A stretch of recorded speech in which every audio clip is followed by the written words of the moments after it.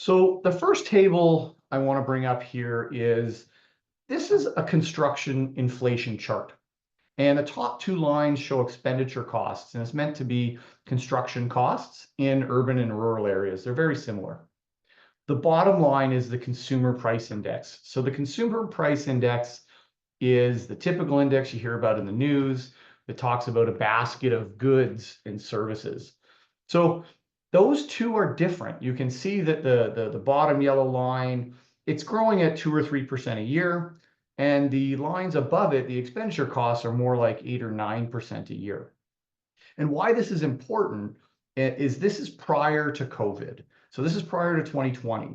And it's important because, as many of you would know, in Alberta, condominium corporations save money for major projects based on a reserve fund study. That reserve fund study has to predict the cost of doing that major work in the future. So what was happening is most reserve fund plans are planning on a 2 or 3% increase in cost based on CPI, when in reality, those costs are actually going up, 7 or 8% a year.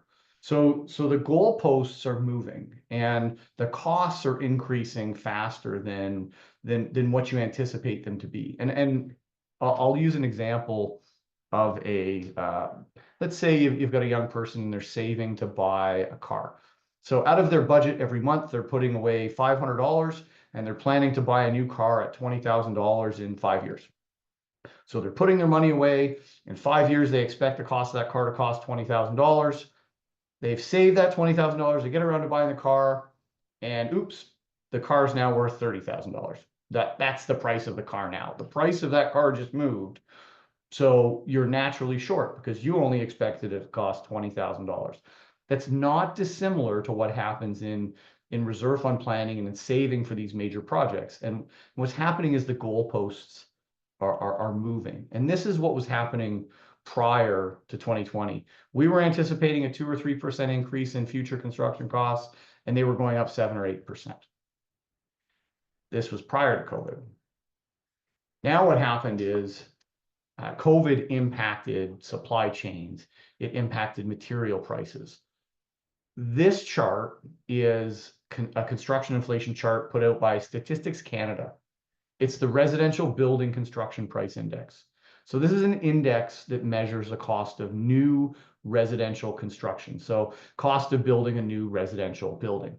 So what we're talking about when we're talking about condominium corporations and repair and maintenance, we're talking about restoration construction and restoration pricing. So this isn't perfect, but it's probably the best benchmark out there from the change in restoration construction pricing from one point in time to another. So this chart measures a 3-year period, measures Q1 2020 to Q1 2023. So before the start of COVID when it hit, and sort of a 3-year period after that. And what this chart is saying is that, I've highlighted the 11 metropolitan areas, and then I've highlighted Calgary and Edmonton. In that 3-year span, the cost of major construction as measured by this index went up 62% in Calgary and 56% in Edmonton. That is way more than a 2 or 3% annual increase. That's more like a 17% annual increase over those 3 years. So no one could have predicted this, right? You can't blame your reserve fund planner. If they could have predicted this, they should be in another business. But we are seeing pricing on major projects coming in, and these are real increases that are happening to construction costs.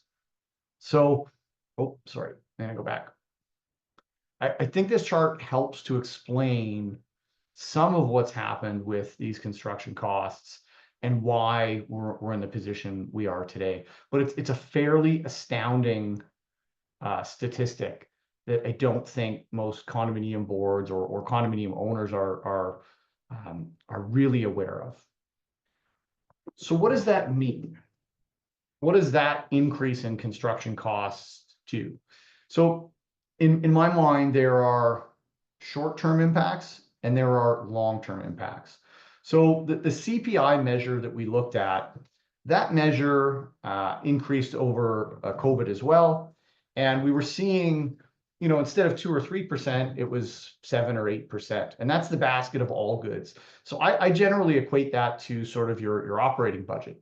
Your operating budget is going up generally by a CPI type of increase. Your landscaping contracts are costing more, insurance is certainly costing more, utilities are costing more, and those are putting pressure on the operating budget of the condominium corporation. And they have been going up by more than inflation. And you look at it in terms of your condominium fees go to your operating budget, and then they go to your reserve fund budget.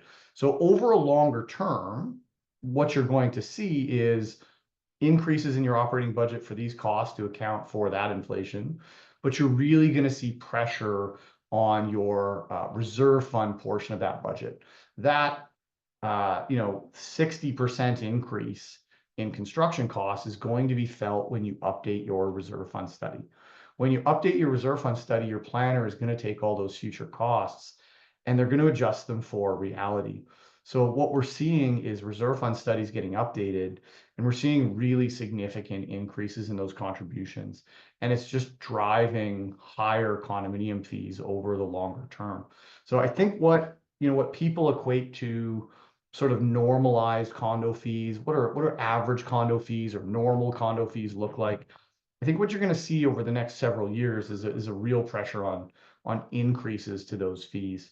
What's normal today probably will be significantly higher, I would say, in 2, 3, 4, 5 years from now, once the impact of the true cost of these inflationary pressures are actually felt.